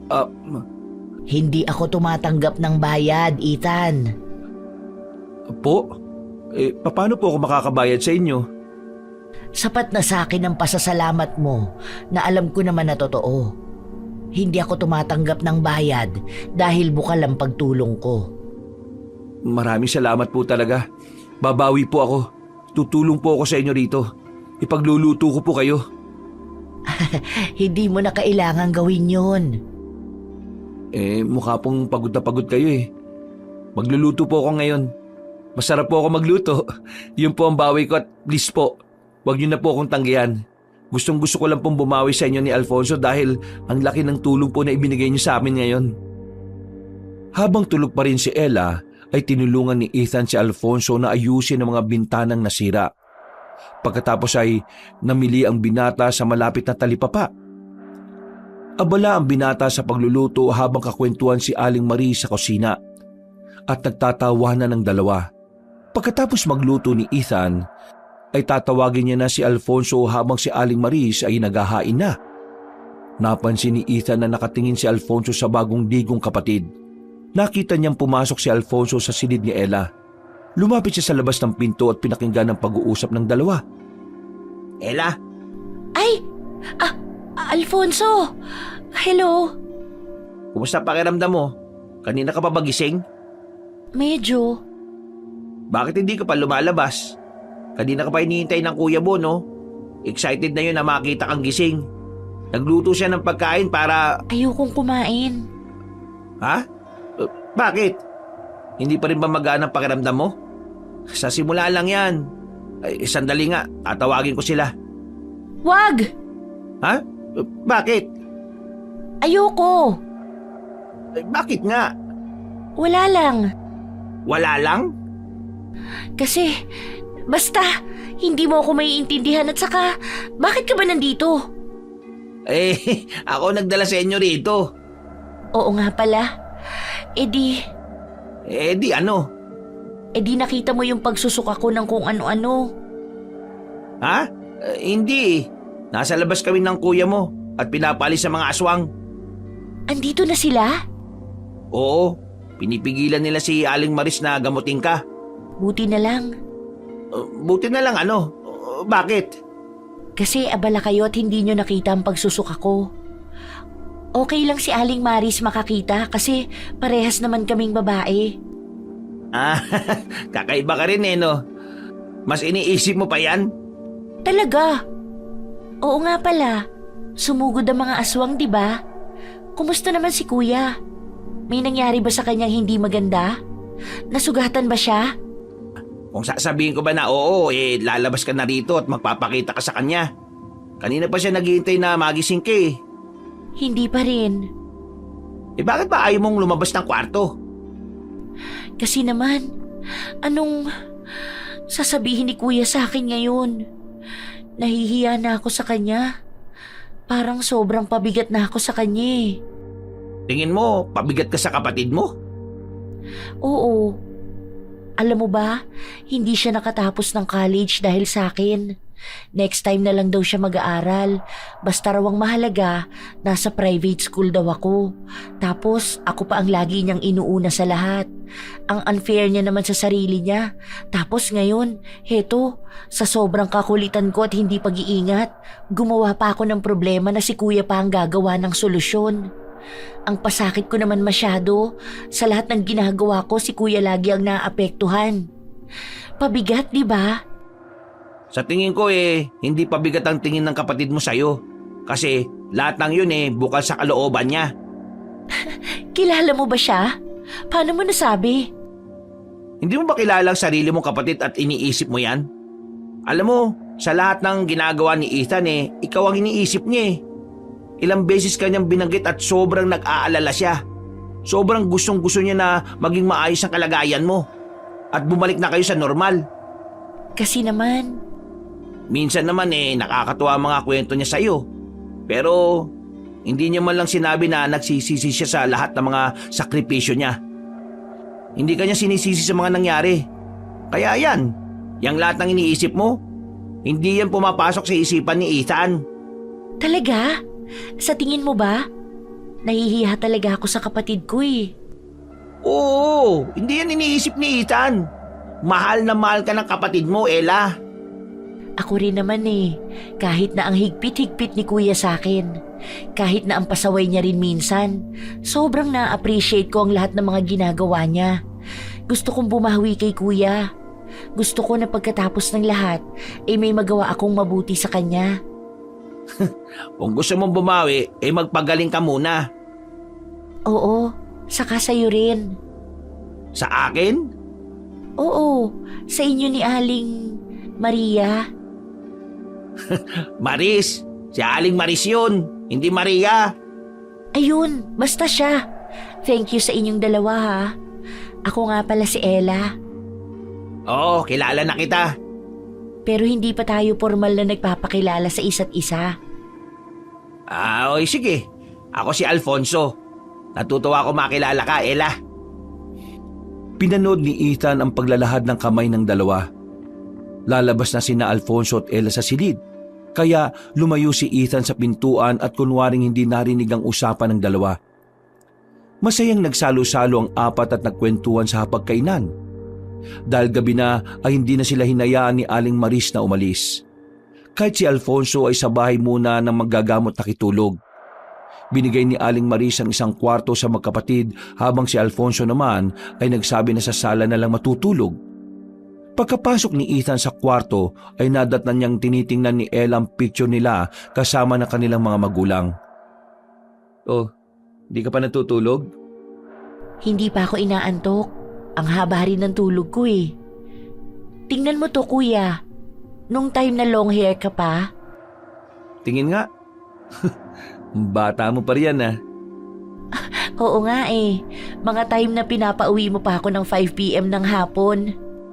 May curfew ka pa. Hanggang ngayon pa rin naman 7 p.m. na kaya ang curfew mo ngayon? Tapos 8 p.m. ang uwi ko galing sa school. Aba, magaling. Reklamo ka kaagad, no? Kumusta ka na ba? Kumusta na ang pakiramdam mo? Masarap po ang kinain ko. Yun talaga ang inuuna mong sabihin no? Kaya nabusog ka ba? Sabi mo kung may gusto ka pang kainin ha, paglulutuan kita. Nabusog naman ako kuya. At hindi rin ako nasusuka. Mabuti naman. Hindi ka naman ba nahihilo? Hindi rin. Ang weird nga ng pakiramdam ko Bigla kasing gumaan. Para akong nanibago. Kung ganun magpahinga ka na. Ay, si Alfonso kuya. Saan siya matutulog? At bakit yan ang tinatanong ng magaling kong kapatid ha? Siyempre, curious lang. Ayun, sa sala siya. Ikaw pansin na pansin ko mga tingin mo kay Alfonso Ewan ko sa'yo kuya. Umalis ka na nga dito. Doon ka na rin sa sala. Aalis talaga ako. Magkakape ako Gusto mo ba? Ayoko. Kung ganon, sige. Labas na muna ako. Sabi mo kung may kailangan ka ha. Sige. Ay kuya, salamat sa lahat Love na love talaga kita. Nagulat si Ethan sa sinabi ng kapatid niya at sasagot pa lang ang binata ay sinara na siya ng pinto ni Ella. Nakangiti si Ethan na nagtungo sa kusina upang patayin ang kumukulong mainit na tubig.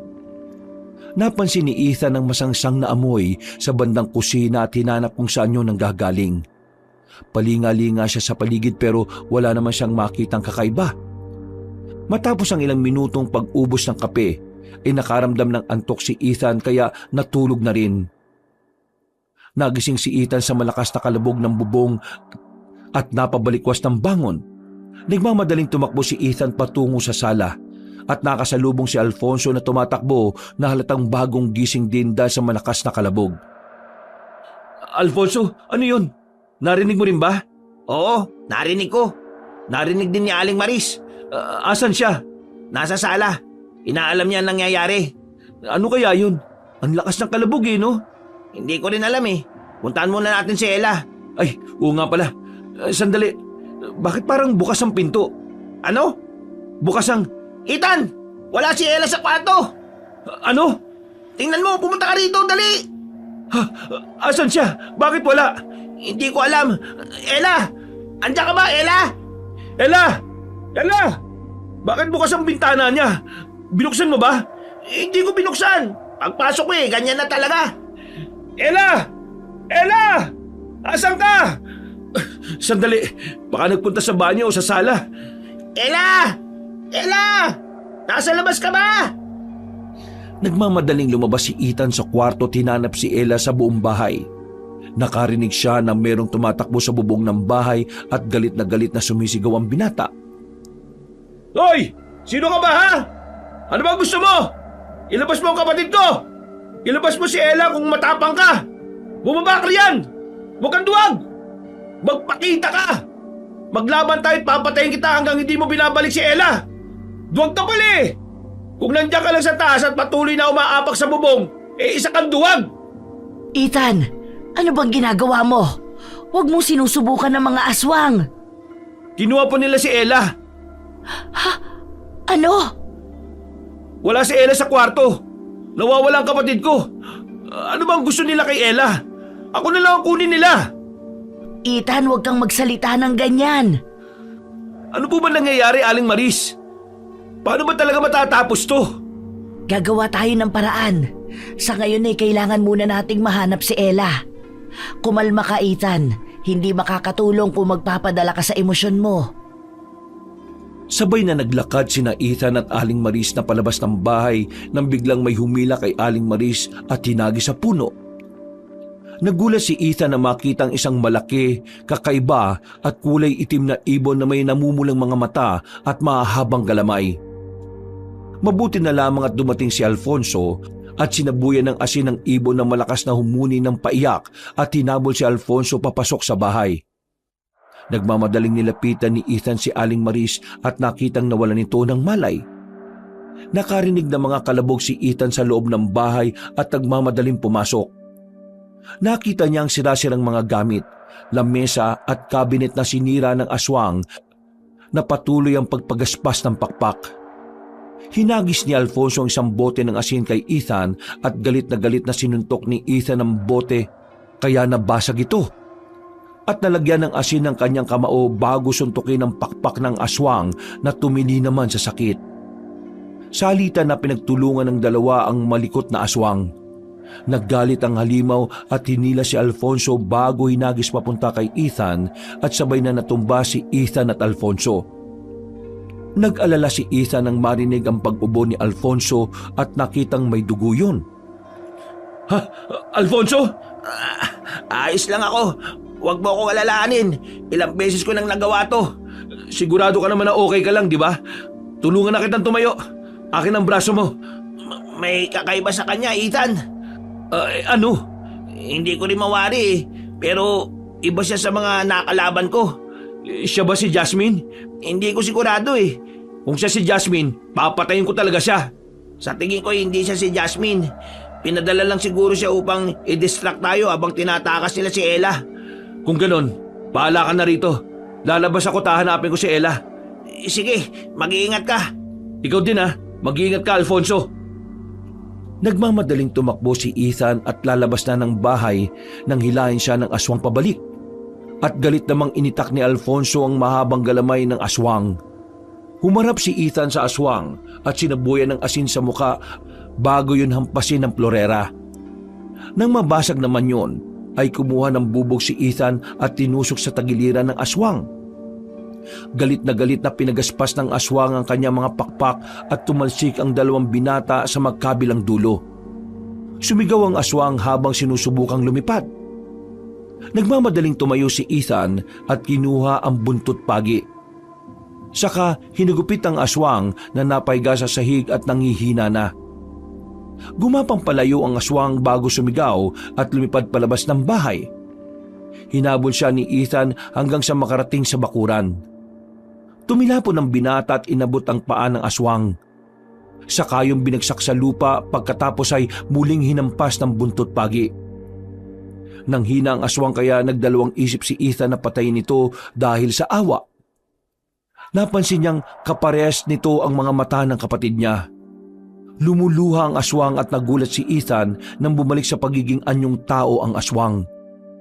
Nagulat sila nang makitang si Ella ang halimaw na kanilang nakasagupa. Napabitiw si Ethan sa buntot pagi na nagamit niya upang sakta ng mahal na kapatid. Ella! Diyos ko po! Ano bang nagawa ko? Bakit? Ano ang... Ha? Ella! Bakit nandiyan si Ella? Si Ella ang aswang. Siya ang aswang, Alfonso. Naging aswang na si Ella at siya ang kinakalaban natin. Diyos ko! Tingnan mo siya! Tingnan mo kapatid ko! Nakakaawa siya. Halos patay na natin siya. Hindi ko alam ang ginagawa ko. Halos patay ko si Ella. Halos patay ko sarili kong kapatid. Anong klaseng tao ako? Paano kung namatay si Ella? Huwag mo sabihin yan. Wala kang kasalanan. Sandali. Ubarin ko yung jacket ko at ibibigay ko muna sa kanya dahil baka lamigin siya. Humihinga pa siya, Alfonso. Buhay pa si Ella. Oo nga. Mabuti naman. Sadyang maraming galo silang ang natamo niya dahil sa atin. Ano bang nagawa natin, Ethan? Oo, hindi ko alam. Diyos ko, hindi ko na alam ang nangyayari. Galit na galit pa naman ako kanina at wala akong awa sa kanya. Kung ano-anong nagawa ko sa aswang na yan, kapatid ko pala siya. Asa na ba si Aling Maris? Sandali, may tama rin siya. Ginamot ng dalawa ang sugat ni na Aling Maris at Ella. Puro pa sa mukha at katawan ni Ella. May mga lapnos pa siya sa braso at may malaking sugat kung saan siya initak ni Alfonso.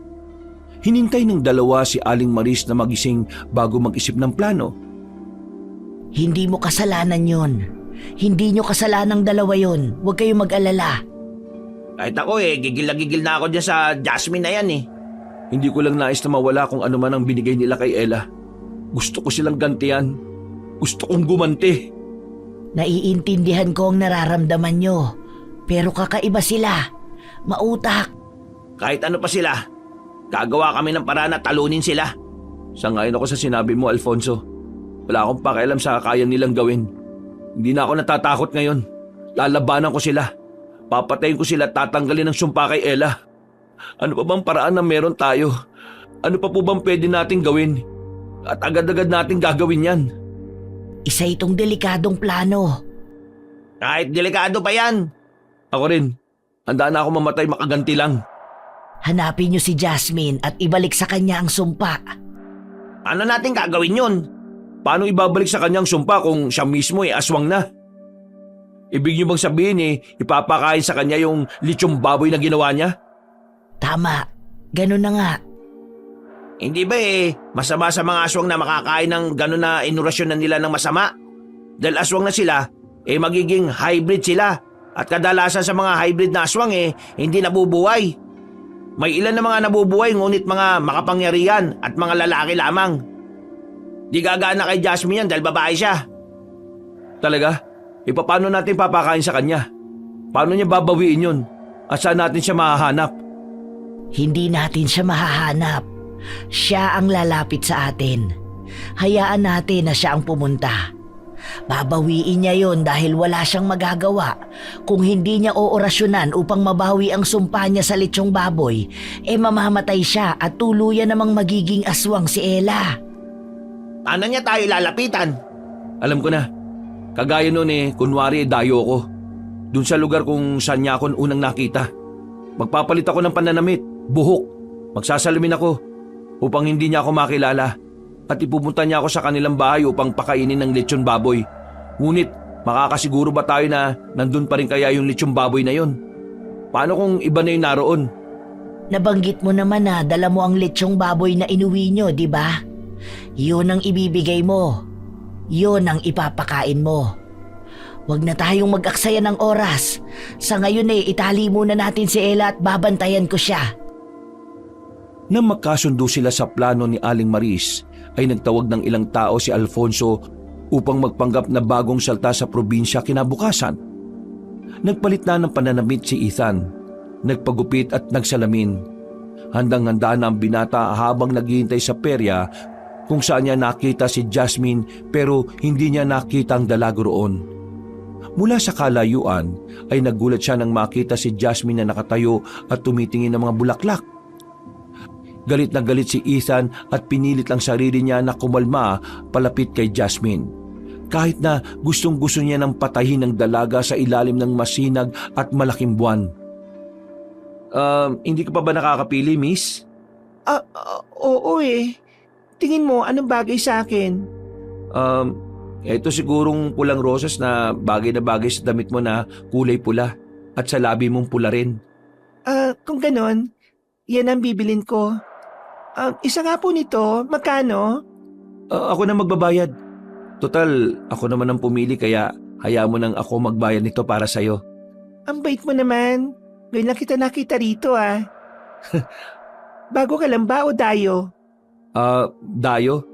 Nandito kami ng mga kaibigan ko para gumawa ng isang film sa shooting namin.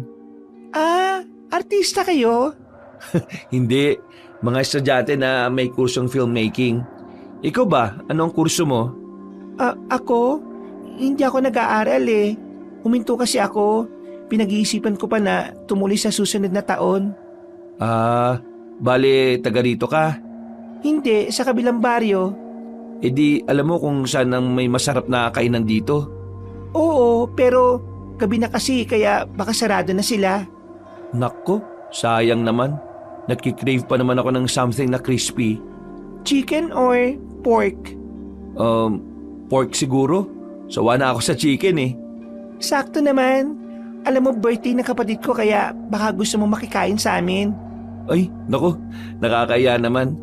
Hindi Isipin mo na lang na yan ang bayad ko sa pagbibigay mo sa akin ng rosas. Maraming salamat doon. At ako nga pala si Jasmine. Ako naman si Rodolfo. Ang ganda naman ng pangalan mo.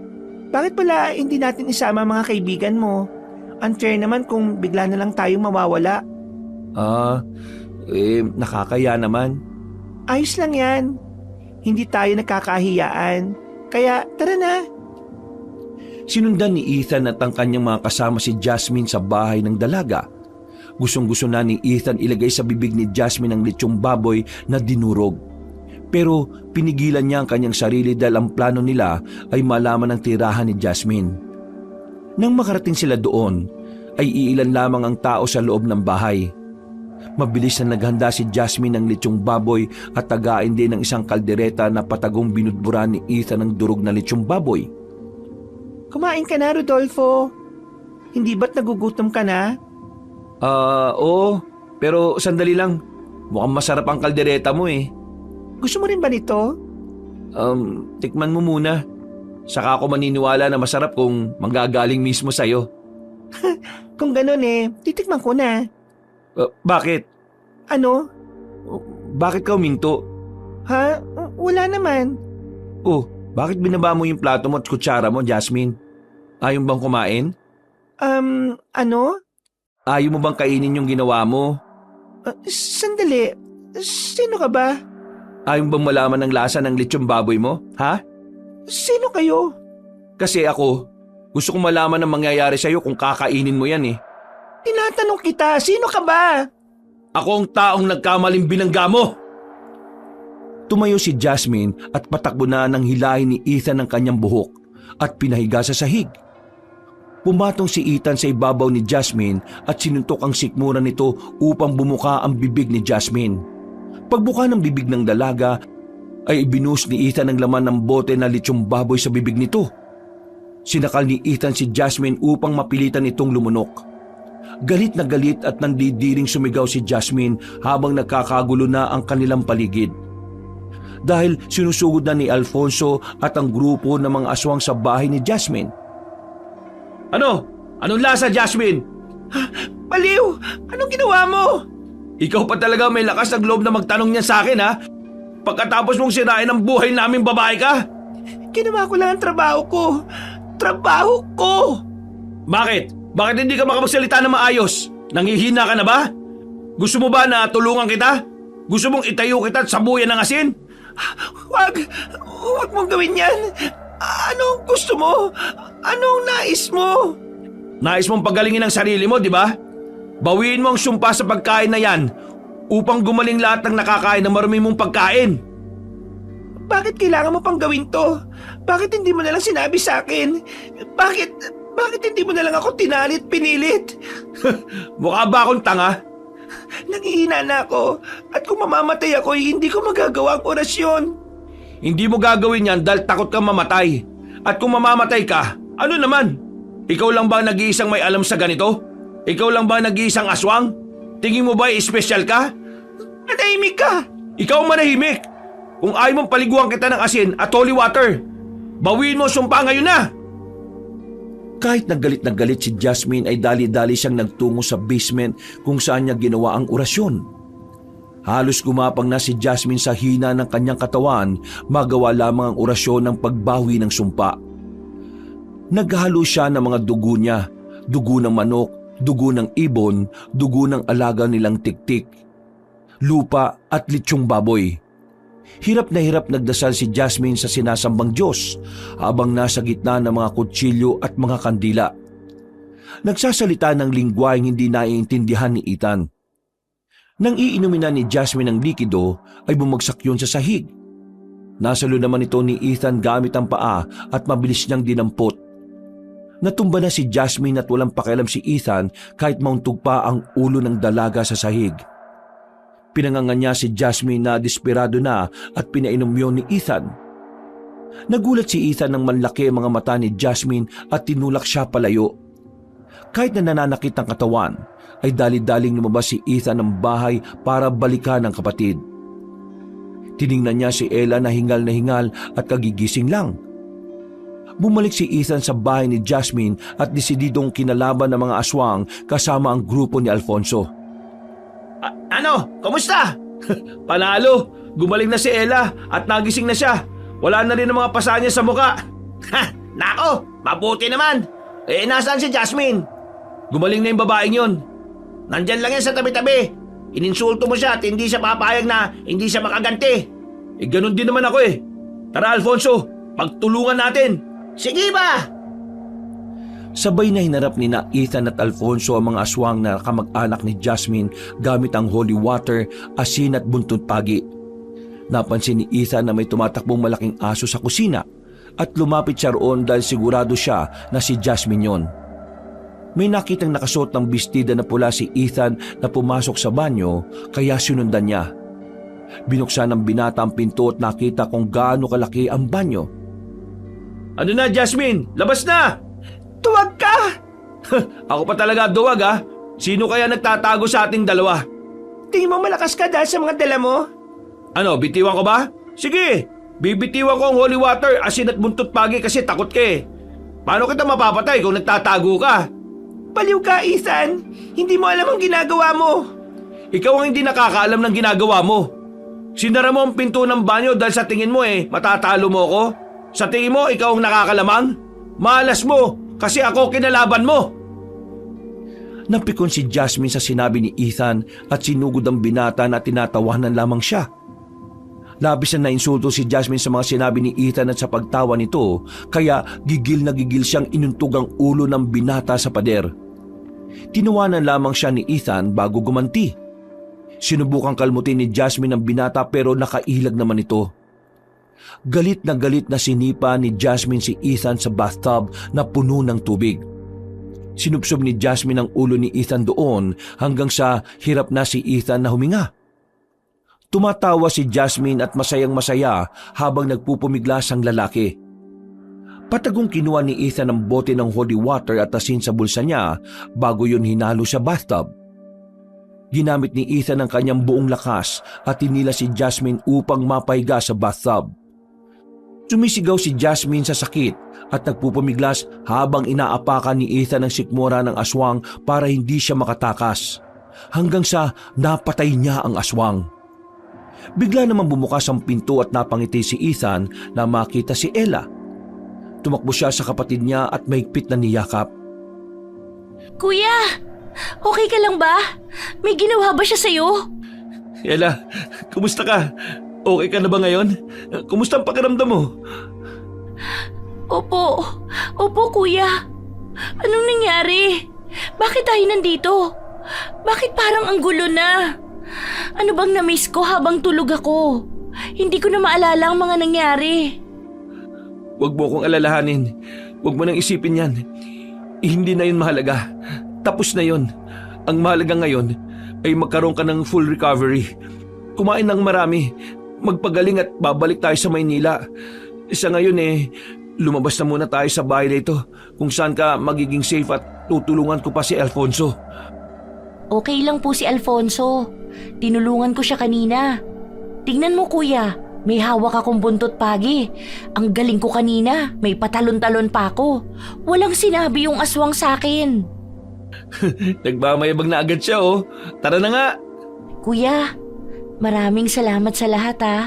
Alam ko na hirap ka na sa mga nangyari. At sorry, naabala kita. Ella, kapatid kita at hindi ka naging abala. Hindi ka naging abala at never na magiging abala sa buhay ko, okay? Kaya please, mangako ka sa akin na kahit na anong mangyari, kahit takot ka, kahit nag-aalala ka, kahit alam mo o sa tingin mo na magagalit ako, ay humingi ka sa akin ng tulong kasi tatanggapin ko yan. Maliwanag ba? Opo, kuya.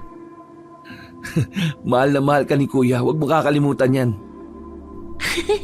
Ang corny naman ni kuya. Love din po kita. Masayang makita ni Ethan na matapang at desididong sinabi ni Aling Maris na isa siyang manggagamot sa harap ng mga tao. At kinumbinsi ang ilan na huwag matatakot na ipaalam sa iba na sila ay marunong manggamot. Dahil sa tulong ni Alfonso at grupo nito ay lalabanan nila ang aswang. Kahit masaya ay may halong lungkot ang nararamdaman ni Ella at Ethan dahil aalis na sila sa lugar. Mag-iingat kayo ha. Opo, maraming salamat po ulit. Napakalaki po ng utang na loob naming magkapatid sa inyong dalawa ni Alfonso. Wala yon. Gusto kong makatulong at masaya ako na nakatulong ako sa inyo. Maraming salamat po ulit at hindi po namin yung makakalimutan. Pag nagpunta po kayo ng Maynila kami na po ang bahala ni Ella sa inyo. At sa bakasyon bibisita po kami dito para sa inyo. Masaya akong marinig yan at aasahan ko ang pagdating nyo. Kaso, kailangan ko nang umalis ngayon May magpapagamot pa kasi sa akin. Mamayang 3:00 yun. Pasensya na at hindi ko makikita ang pag-alis nyo. Naku po, wala po yun. Okay lang po. Hindi naman ito ang huling beses na makikita tayo Ingat po kayo at maraming salamat po ulit. Kayong dalawa rin. Mag-iingat kayo lagi. Aling Maris, proud po ako sa inyo. At sigurado po ako na proud din po ang kapatid mo sa inyo. Salamat, Ethan. Hindi mo alam ang epekto ng salita mo sa mga tao. Umalis na si Aling Maris at pansin ni Ethan na palinga-linga si Ella dahil hinihintay si Alfonso. Dahil abala si Alfonso ay hindi nakarating ang binata sa bus station. Pansin ni Ethan ang lungkot na nararamdaman ni Ella kahit na hindi yun nagsasalita. Pagdating sa Maynila ay kinumusta nila ang mga kaibigan ni Ella at guro na gumaling na rin. 3 linggong nakalipas ay bumalik na sa normal ang buhay ng magkapatid. Masaya si Ethan na naghahain ng almusal habang si Ella naman ay nagsusuot ng uniforme at handa nang pumasok sa eskwela. Kuya, pumayag ka na oh. Sleepover lang naman eh. Basta hanggang 8 p.m. ka lang ha.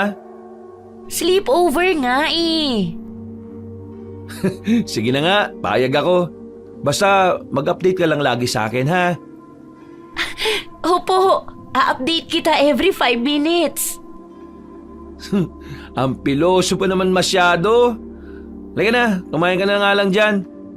Ayan na oh, chicken sandwich mo oh. Thank you, kuya. Wala ka naman dapat ipag-alala. Diyan lang yun sa kabilang subdivision. At puro pa kami babae kaya safe na safe. Tapos pag uwi ko, aswang na ako. He, tumigil ka nga sa ganyan joke mo ah. Basta, lagi ka magsasabi sa akin kung may mga hindi magagandang mangyayari ha. Opo, promise. O sige na, kumain ka na. Ay, wait. Parang may nagdo-doorbell. Ha? Ganun ba? Di ko naman narinig. Pupuntahan ko nga. Sinundan ni Ethan si Ella na tumakbo sa pintuan at kitang-kita ni Ethan kung gaano nagulat si Ella nang makita si Alfonso. Lumapit si Ethan sa kanyang kapatid at sinalubong si Alfonso. Kinuha ni Ethan ang malaking bag ng damit ni Alfonso at hinila ito papasok. Wait, anong meron? Bakit ka nandito? Ayaw mo ba? Aalis na lang ako. Ano, paalisin na lang ba natin si Alfonso kasi mukhang ayaw mo eh. Hindi! Ay, baliw kayo! Bahala nga kayo riyan! Babalik na ako sa kusina. Masaya ako makita ka ulit, Ella. At mukhang magaling ka na talaga. Brat talaga yung babae na yan sa bahay namin. Siga yan eh. Oh, pasok ka na Alfonso. Kumusta biyahe mo? Nahilo ka ba? May gamot ako sa nahihilo. Sandali, kukunin ko lang para sa'yo. Salamat, Ella. Uy, miss ka na niyan eh. Hoy! Anong binubulong-bulong niyo dyan? Wala Wala. naman eh. Oh, upo ka na muna rito. Almusal tayo at marami tayong pag-uusapan. Masayang naupo si Alfonso at nakisalo sa kanilang agahan. Nagkwentuhan ng tatlo tungkol sa baryo ni Alfonso at ang trabaho nito na tagahuli ng mga aswang. Bukod sa naging mas malapit ang magkapatid dahil sa nangyari ay naging matalik na magkaibigan naman sina Ethan at Alfonso. At panandalian munang nakitira ang binata sa kanila. Habang naghihintay na makapasa sa entrance exam sa pinapasukang eskwelahan ni Ella. Ang hindi magandang pangyayari sa kanilang buhay ay nag-iwan ng mga aral, oportunidad at mga taong hindi nila malilimutan. Wakas,